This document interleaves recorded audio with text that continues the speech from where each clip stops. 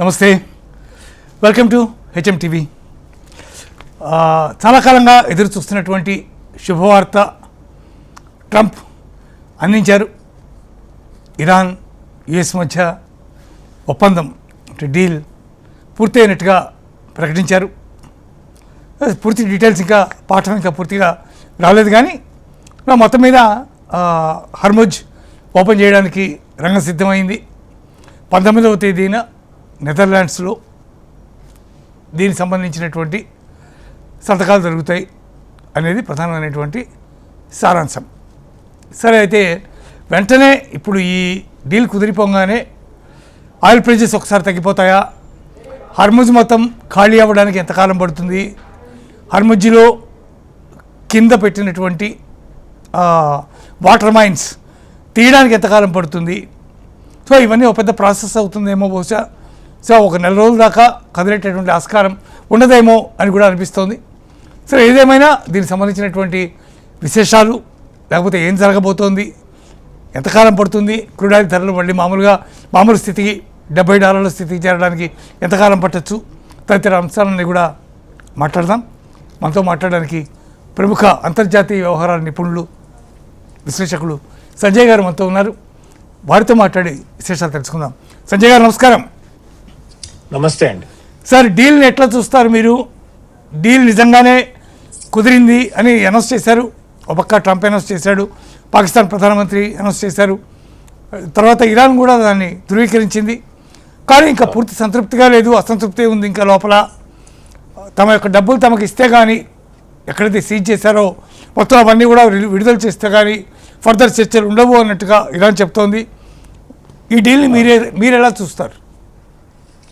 Overall గా మంచి delay అండి. ఎందుకంటే ప్రస్తుతానికి కనుక మనం చూసినట్టయితే, అభివృద్ధి చెందుతున్న దేశాల యొక్క పర్స్పెక్టివ్ లో చూసినట్టయితే, స్ట్రెయిట్స్ ఆఫ్ హార్ముజ్ జలసంధి ఓపెన్ అవటము, తర్వాత దాని ద్వారా బయటికి రావాల్సిన ఎనర్జీ రిసోర్సెస్ ఏవైతే ఉన్నాయో, ఆయిల్ కానీ, పెట్రోలియం కానీ, లేదా ఎల్ఎన్జి, ఎల్పిజి లాంటి న్యాచురల్ గ్యాస్ కానివ్వండి, ఇవి కనుక బయటికి ఫ్లో అయితే కనుక ప్రపంచ ఎకానమీకి చాలా మంచి జరుగుతుందండి. ఎందుకంటే మనం చూస్తున్నాం, దాదాపు 4 నెలలు అయిపోయింది అనొచ్చు. ఈ గత జరిగిన 3.5 నెలల పైగా జరిగిన ఈ యుద్ధంలో, 4 నెలల పైగా జరిగిన యుద్ధం వల్ల ప్రపంచ ఆర్థిక వ్యవస్థ చాలా దెబ్బతింటాం మనం చూసాం. సో కాబట్టి నిజంగా డీల్ కనుక వస్తే, డీల్ కనుక సంతకాలు పెడితే, స్ట్రెయిట్స్ ఆఫ్ హర్ముజ్ జలసంధి ఓపెన్ అయితే, అలాంటి తరుణంలో నిజంగా ప్రపంచ ఎకానమీకి మంచిది, ముఖ్యంగా అభివృద్ధి చెందుతున్న దేశాలకి ఇంకా మంచిదండి. కానీ ఇంకా ఫ్రైడే వరకు మనం వెయిట్ చేయాలి. ఫ్రైడే తర్వాత ఈ 2 దేశాలు ఎలా వ్యవహరిస్తాయని కూడా మనం వెయిట్ చేసి చూడాల్సిన అంశం ఉంది. ఇక్కడ మనం గమనించాల్సింది ఒకటి ఏమిటంటే, ప్రస్తుతానికైతే 2 అంశాల మీద పూర్తిగా ఒప్పందం వచ్చినట్టుంది. ఒకటి, హర్ముజ్ జలసంధి అసలు యుద్ధం ఆపటం కేవలం ఇరాన్ మీద దాడులు చేయటము, లేదా ఇరాన్ వేరే వాళ్ళ మీద దాడులు చేయటమే కాదు, ఇజ్రాయెల్ కూడా లెబనాన్ మీద దాడులు ఆపాలి అన్న దాని మీద అమెరికాకి, ఇరాన్ కి ఒక ఒప్పందం కుదిరినట్టుందండి. సో ఓవరాల్ గా యుద్ధం ఆపాలి అన్న దాని మీద ఒప్పందం కుదిరింది. 2, హర్ముజ్ జలసంధిని ఓపెన్ చేయాలి. అంటే వెంటనే ఓపెన్ చేస్తారా, నెక్స్ట్ 4-5 డేస్ లో మీరు చెప్పినట్టు ఈ మైన్స్ ఏవైతే ఉన్నాయో, సీ మైన్స్, వాటర్ మైన్స్, అంటే సముద్ర గర్భంలో పెట్టినటువంటి వేరియస్ మిలిటరీ ఎక్విప్మెంట్ ని తీయటానికి, ముఖ్యంగా హర్ముజ్ జలసంధి దగ్గర అవన్నీ తీయటానికి కొద్ది రోజులు టైం పడుతుంది. కాబట్టి ఫ్రైడే వరకు వెయిట్ చేస్తామని డొనాల్డ్ ట్రంప్ చెప్పడం జరిగింది. ఒకవేళ అవంతా కూడా అయ్యి హర్ముజ్ జలసంధి ఓపెన్ అయితే ఓవరాల్ గా మంచి ఒప్పందమే అని మనం అనుకోవాలండి. అంటే ఇప్పటికైనా ఇది కరెక్ట్ గా కొనసాగుతుందా? మీకు నమ్మకం ఉందా? అంటే ఇక్కడ కొన్ని అంశాల మీద డౌట్స్ వస్తున్నాయి. అంటే చాలా మందికి, ఒకటి, మీకు నిజంగా అగ్రిమెంట్ కుదిరితే కనుక ఇవాళ రేపు సంతకం చేయకుండా ఫ్రైడే దాకా ఎందుకు ఆగుతున్నారు? అంటే చర్చలు చాలా అంశాల మీద ఇంకా సాగుతున్నాయనే మనం చెప్పుకోవాలి. అంటే పూర్తిగా అగ్రిమెంట్ అన్ని అంశాల మీద రాకుండానే కొన్ని అంశాల మీద, ముఖ్యమైన అంశాల మీద వచ్చింది కాబట్టి డిక్లేర్ చేశారు అన్న వాదన చాలా చోట్ల వినబడుతోంది. 2, ఇంకో ముఖ్యమైనది ఏంటంటే, మీరు డొనాల్డ్ ట్రంప్ చేసిన అనౌన్స్మెంట్ లో కానివ్వండి, అటు పాకిస్తాన్ చేసిన అనౌన్స్మెంట్ కానివ్వండి, ఇటు ఖటార్ వాళ్ళు మాట్లాడింది కానివ్వండి, ఇరాన్ ప్రెస్ లో వస్తున్నది కనుక చూసినట్టయితే ఎక్కడ న్యూక్లియర్ ఎన్రిచ్మెంట్, యురేనియం శుద్ధి చేయటము, దాని శుద్ధి చేయబడిన యురేనియం ని ఏం చేయాలి అన్న దాని మీద చర్చ లేదండి. కరెక్ట్. అంటే మెన్షన్ లేదు, చర్చ నడుస్తుంది కానీ మెన్షనింగ్ లేదు. అంటే అది తర్వాత చర్చిస్తారా, దాని సంగతి ఏమిటి అన్నది ఇంపార్టెంట్. ఎందుకంటే ఇజ్రాయెల్ లాంటి దేశాలకి ముఖ్యమైన అంశము ఎన్రిచ్డ్ యురేనియం, శుద్ధి చేసిన యురేనియం కదా. Iran nuclear program is most critical program కదా. సో అయితే అది చాలా క్రిటికల్ అవుతుంది. దాని మీద ఇంతవరకు ఎటువంటి అగ్రిమెంట్ కుదిరింది అని యుఎస్ గవర్నమెంట్ కానీ అటు ఇరాన్ వాళ్ళు కానీ ఏమీ క్లారిటీ ఇవ్వలేదండి. ఇంకో అంశం ఏమిటంటే, సరే మీరు లెబనాన్ లో యుద్ధం ఆగాలంటున్నారు, లెబనాన్ లోకి చొరపడి వెళ్లి ఆ లిటానీ రివర్ కి సౌత్ లో, అంటే సౌత్ లెబనాన్ లో చాలా ప్రదేశాలని ఇజ్రాయెల్ ఆక్రమించుకుంది కదా. ఆర్ ఇజ్రాయెల్ ఫోర్సెస్ అక్కడ ఉన్నాయి. మీరు ఎట్లా అంటే అట్లా పదజాలం వాడుకోవచ్చు, what ever it is. Basic గా ఇజ్రాయెల్ ఫోర్సెస్ సౌత్ లెబనాన్ లో ఉన్నాయి. యుద్ధం ఆపటం అంటే సౌత్ లెబనాన్ లో ఉన్నటువంటి ఇజ్రాయెల్ ఫోర్సెస్ ఏవైతే ఉన్నాయో అవి వెనక్కి వెళ్తాయా, లేదా అవి అక్కడే ఉండి కాల్పులు జరపకుండా ఉంటాయా? యుద్ధం లేకపోవటం అంటే ఏంటి లెబనాన్ లో, అదొక అంశం అండి. మూడో ఇక్కడ అంశం గమనించాల్సింది ఏంటంటే, చాలా కాలంగా ఇరాన్ చెప్తోంది ఏంటంటే, మా ఫైనాన్షియల్ అసెట్స్ అంటే మేము సేవింగ్స్ చేసుకున్నవి లేదా మేము బిజినెస్ ఆపర్చునిటీస్ కోసం వివిధ దేశాల్లో వివిధ బ్యాంక్స్ లో పెట్టిన డబ్బు అంతా మీరు ఫ్రీజ్ చేశారు కదా, మేము వాడుకోలేకుండా చేశారు కదా, అవి వెంటనే మాకు ఇవ్వాలని చెప్తున్నారు. దాని మీద కూడా క్లియర్ క్లారిటీ లేదండి. అంటే అది వెంటనే ఇస్తారా, లేదా ఇరాన్ యొక్క ప్రవర్తన చూసి ఇరాన్ ప్రవర్తన మాకు నచ్చితే మేము ఇస్తాం అని అమెరికన్స్ అంటున్నారా, దాని మీద కూడా ఒక క్లారిటీ లేదండి. ఇలా మూడు అంశాలు ఉన్నాయి. అఫ్ కోర్స్ నాలుగో అంశం ఏంటంటే, ఏ విధంగా కన్విన్స్ చేసింది ఇరాన్ అమెరికాకి, అంటే అమెరికన్స్ ఇజ్రాయలీస్ అనేది ఏంటంటే, మీరు అటు లెబనాన్ లో హిజ్బుల్లా, ఇటు హమాస్ లేదా యెమెన్ లో హౌతీస్ కి మీరు చాలా కాలంగా డబ్బులు ఇస్తున్నారు, ట్రైనింగ్ ఇచ్చారు, వెపన్ సిస్టమ్స్ ఇచ్చారు. ఇరాన్ వాళ్ళు మీరు ఇస్తూనే ఉన్నారు కదా ఇరాన్, అది కూడా మీరు ఆపాలని వీళ్ళు ఎప్పటి నుంచో అడుగుతున్నారు కదా. దాని మీద ఏమన్నా అగ్రిమెంట్ వచ్చిందా అన్న దాని మీద కూడా క్లారిటీ లేదండి. ఇక్కడ గమనించాల్సింది ఏంటంటే, ఇంతవరకు అన్ని వైపులా ఒక అనౌన్స్మెంట్ వచ్చింది కానీ అగ్రీడ్ టెక్స్ట్ ఏంటి అన్న దాని మీద ఇంకా క్లారిటీ లేదండి. అది ఇంకా ఇది ఒప్పందం మేము ఒప్పుకున్నాము అన్న దాని మీద టెక్స్ట్ ఇస్తారు కదా, అగ్రిమెంట్ డాక్యుమెంట్, అది ఇంకా బయటికి రాలేదు. ఏవో వివిధ న్యూస్ ఐటమ్స్, న్యూస్ ప్లాట్ఫామ్స్ వాళ్ళు ఇదిగో మాకు దొరికింది ఆ డాక్యుమెంట్ అని పబ్లిష్ చేస్తున్నారు కానీ అధికారికంగా ఇంతవరకు ఆ అగ్రిమెంట్ ఏమిటి, ఎలా ఉంటుంది, లేదా దానిలో ఉన్న ముఖ్య అంశాలని ఎలా రాయటం జరిగింది అన్న దాని మీద ఇంకా మనకి క్లారిటీ లేదండి. అధికారిక ఒప్పందం 19వ తేదీ మాత్రమే వస్తుంది కదా. 19వ తేదీ మొత్తం మాత్రమే వస్తుంది, కానీ దాని ముందు ఏమన్నా మీరు డిక్లేర్ చేసే అవకాశం ఉందా? ఎందుకంటే మీరు ఇలాంటి అంశాల మీద ఏది ఇరాన్ కానివ్వండి, ఇటు న్యూక్లియర్ ప్రోగ్రామ్ కానివ్వండి, లేదా ఈ లెబనాన్ విషయం కానివ్వండి, దాని మీద ఎటువంటి పదజాలం వాడారని కొద్దిగా ముందే తెలుస్తుంది, దాని మీద ప్రతిస్పందన వస్తుంది. సో అది లేదు, అది కూడా మనం వేచి చూడాలి.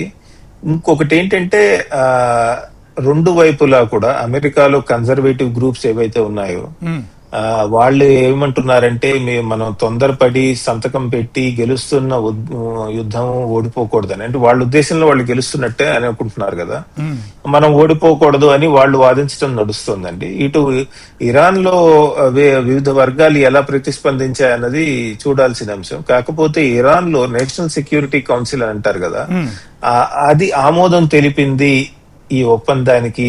అంటే ఏ టెక్స్ట్ అయితే రాశారో దానికి ఆమోదం తెలిపింది అంటున్నారు. అది కనుక జరిగితే ఇరాన్ తరఫున కూడా ఒక నిజంగా అన్ని వర్గాలు, అన్ని గ్రూప్స్ టెక్స్ట్ ఒప్పుకుంటున్నాయని కనుక నిజంగా వార్త నిజమైతే కనుక అది మంచిదే అండి. బట్ ఓవరాల్ గా ఇంత డైనమిక్ నడుస్తోంది. ఈ వచ్చే ఫ్రైడే లోపు ఏ దేశాలు ఏ విధంగా ప్రవర్తిస్తాయి అన్నది కూడా ఆధారపడి ఉంటుంది కదా. సో దాని మీద కూడా ఫ్రైడేకి ఒక పీస్ అగ్రిమెంట్ సైన్ అవుతుందా లేదా చూడాల్సిన విషయం. ఐఆర్జీసీ ఆల్రెడీ ఒక తరఫున వస్తున్నటువంటి మీడియాలో కొన్ని వార్తలు వచ్చినాయి. దాంట్లో మనమే ఎట్టకేలకు విజయం సాధించాం అనేటటువంటి మాట కూడా దాంట్లో వచ్చినట్టుగా సమాచారం తెలుస్తుంది. అట్ ద సేమ్ టైం వాళ్ళే దిగొచ్చారు, ట్రంపే దిగొచ్చాడు అనేటటువంటి భావనతో వాళ్ళు దాంట్లో ప్రశ్నించినట్టుగా సమాచారం. అదే రకమైనటువంటి ధోరణిలో ఇరాన్ ఉందని మనం భావించవచ్చా? ఇరాన్ వాళ్ళు ఖచ్చితంగా ఇది గొప్ప గెలుపుగానే చూపిస్తుంటారండి. ఎందుకంటే దాదాపు 3.5 నెలలు 4 నెలలు యుద్ధం చేసిన తర్వాత అది ప్రపంచంలోనే అత్యంత బలమైన దేశం వాళ్ళ మీద ఆపకుండా బాంబింగ్ చేసి పక్కనే ఉన్నటువంటి ఇజ్రాయెల్ కూడా పెద్ద ఎత్తున దాడులు జరిపిన తర్వాత మనం టేబుల్ మీద కూర్చుని మాట్లాడగలిగి ఒక ఒప్పందం కుదుర్చుకుంటున్నాం అంటేనే మన శక్తి సామర్థ్యాలు ఉన్నాయి మనకి అని నిరూపించుకుంటున్నామని ఇరాన్ వాళ్ళు చెప్తున్నారండి. అంటే మనం ఫస్ట్ లో కనుక చూసినట్టయితే అమెరికన్స్ ఇజ్రాయలీస్ బాంబింగ్ చేసినప్పుడు వాళ్ళు చెప్పిన అంశాలు ఏమిటి?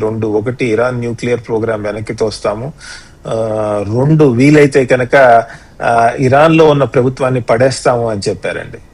నిజమే, వాస్తవమే. ఇరాన్ లో ఐతుల్లా అలీ ఖమేనీని చంపేశారు, మిగతా పెద్ద నాయకుల్ని చంపేశారు, ఇంటెలిజెన్స్ వాళ్ళని. అలానే దాదాపు 40 నుంచి 50 అనండి 70 అనండి ఏదైతే మిలిటరీ కమాండర్స్ ని మీరు పెద్ద ఎత్తున చంపడం జరిగింది. కాకపోతే ఐతుల్లా అలీ ఖమేనీ ప్లేస్ లో ముస్తఫా ఖమేనీ అధికారంలోకి వచ్చారు. అలానే చనిపోయిన మిలిటరీ కమాండర్స్ ప్లేస్ లోకి వేరే మిలిటరీ కమాండర్స్ వచ్చారు. ఇరాన్ వాళ్ళు చెప్పేది, అమెరికన్స్ వీళ్ళు చెప్పేది ఏంటంటే ప్రభుత్వ మార్పిడి అన్నాము, అదిగో ఉన్న వాళ్ళని తీసేసి కొత్త వాళ్ళని తెచ్చాము, కాబట్టి ప్రభుత్వ మార్పిడి జరిగింది అంటున్నారండి. ఇరానియన్స్ అనేది ఏంటంటే మీరు ప్రభుత్వ మార్పిడి వ్యక్తుల్ని చంపారు కానీ మా వ్యవస్థలు ఎంత పటిష్టంగా ఉన్నాయో మీరు చూడండి అని వాళ్ళు చెప్తున్నారు.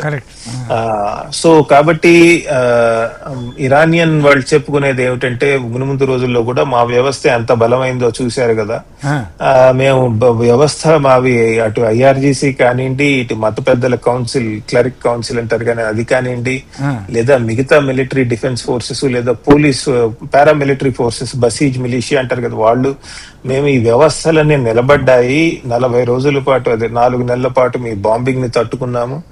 పక్క నుంచి మీరు మా ప్రజల్ని రెచ్చగొట్టి తిరుగుబాటు చర్యలు చేసే ప్రయత్నం కూడా మేము తట్టుకుని నిలబడింది మా వ్యవస్థ. సో కాబట్టి ఇది మేమే గెలిచామని వాళ్ళు చెప్పుకుంటారండి. అంతేకాదు, ముఖ్యంగా ప్రపంచాన్ని చెప్పే కంటే తమ సొంత ప్రజలకి చెప్పుకునే ప్రయత్నం ఇరాన్ చాలా ఎక్కువ చేస్తుంది. ఎందుకంటే మనం కొద్ది నెలల క్రితం చూసాం కదా, ఇరాన్ లో ప్రభుత్వానికి వ్యతిరేకంగా చాలా డెమాన్స్ట్రేషన్స్ అవి నడిచాయి. సో కాబట్టి అటువంటి తరుణంలో మనం ఒక సూపర్ పవర్ ని ఓడించింది ఇదే రాజకీయ వ్యవస్థ అని చెప్పి దాన్ని బలపరుచుకునే ప్రయత్నం ఖచ్చితంగా ఇరాన్ చేస్తుంది. అంతేకాదు చుట్టుపక్కల దేశాలకు కూడా ఇరాన్ ఒక విధమైనటువంటి మెసేజింగ్ కూడా ఇస్తుందండి. ఏమని, ఇంత జరిగినా మా వ్యవస్థ నిలబడింది, సో మాతో తలబడే కంటే మాతో చేతులు కలపటం మీకు మంచిదేమో అని వాళ్ళు ఒక ఇండైరెక్ట్ మెసేజింగ్ కూడా ఇరాన్ ఇస్తుందండి. ఓవరాల్ గా చూసుకుంటే ఇరాన్ లో ఉన్న రాజకీయ వ్యవస్థ నిలబడింది, అంతేకాదు చుట్టుపక్కల దేశాల మీదకి ఒక మెసేజ్ కూడా వెళ్తుంది. ఈ దేశాలు ఎలా ప్రతిస్పందిస్తాయి అనేది కూడా మనం వేచి చూడాల్సిన అంశం అండి. అంతేకాకుండా కేవలం ఇదొక్కటే ఫలితం కాకుండా ముస్లిం దేశాలన్నీ కూడా ఒక తాటి మీదకి రావాల్సినటువంటి అవసరం ఉంది, దానికి మేమే నాయకత్వం వహిస్తామనేటటువంటి స్థితి ఏమన్నా ఇరాన్ నుంచి వచ్చే అవకాశం ఉందా? అది అంత లేకపోవచ్చండి. ఎందుకంటే మనం చూసాం ఇరాన్ షియా, ముస్లిం దేశాలు సున్ని, కానీ ప్రజలు పెద్ద ఎత్తున ఇరాన్ వైపే మొగ్గు చూపారు చాలా ముస్లిం దేశాల్లో అని వార్తలు వస్తున్నాయి. కానీ అది ఎంతవరకు వాస్తవం అని తెలియదు.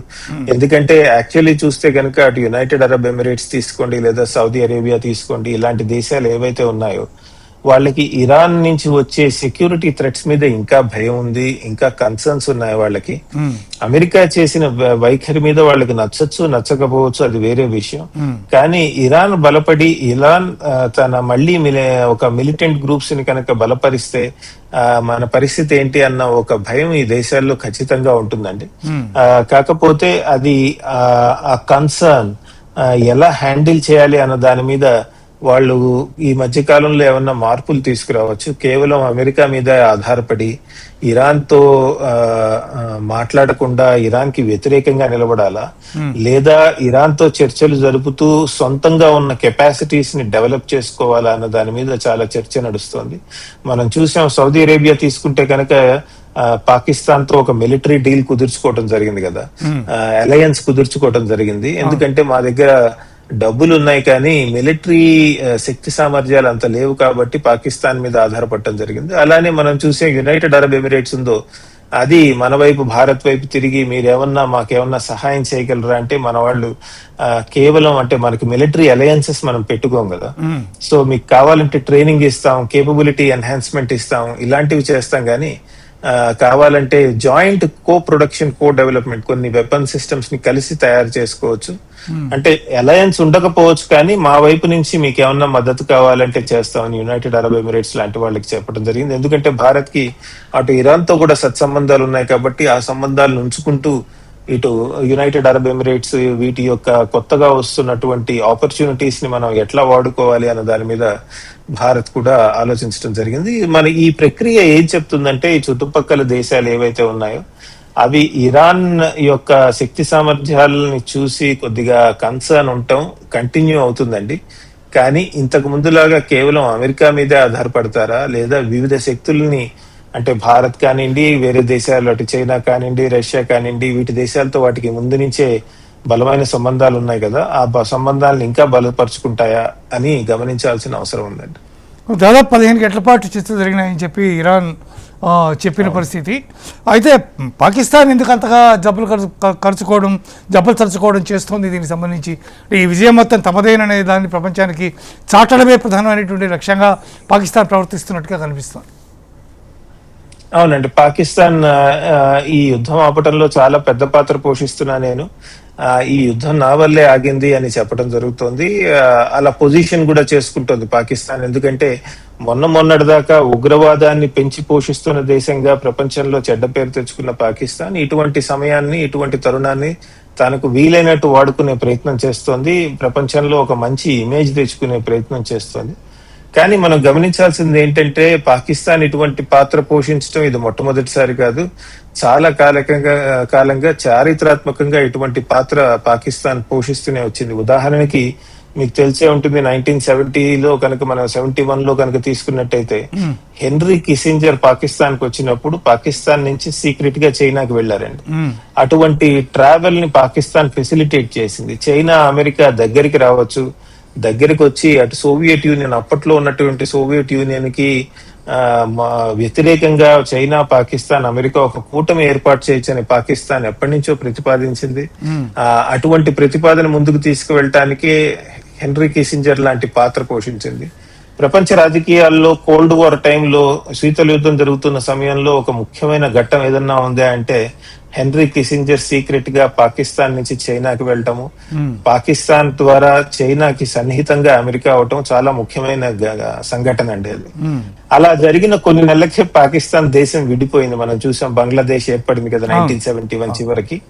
సో ఇలాంటి పెద్ద పాత్ర పోషించటం పాకిస్తాన్ కి అలవాటే. కానీ ఈ పెద్ద పాత్ర పోషించిన తర్వాత దాని నుంచి మనం ఆర్థికంగా ఎలా లాభపడాలి అన్న ఒక ప్లాన్ పాకిస్తాన్ కి లేకపోవటం దురదృష్టకరం అండి. అలానే మనం చూసాం 1979 తర్వాత సోవియట్ యూనియన్ ఎప్పుడైతే ఆఫ్ఘనిస్తాన్ లో ఇన్వేడ్ చేసిందో సోవియట్స్ ఫోర్సెస్ ని ఆపటంలో ముఖ్య పాత్ర పాకిస్తానే పోషిస్తుంది. పాకిస్తానే ఫ్రంట్ లైన్ స్టేట్ అవుతుంది అని జనరల్ జియావుల్ హక్ వీళ్ళు నిలబడి అమెరికాకి చాలా సన్నిహితంగా పనిచేయటం జరిగింది. అప్పుడు మనం చూసాం కదా.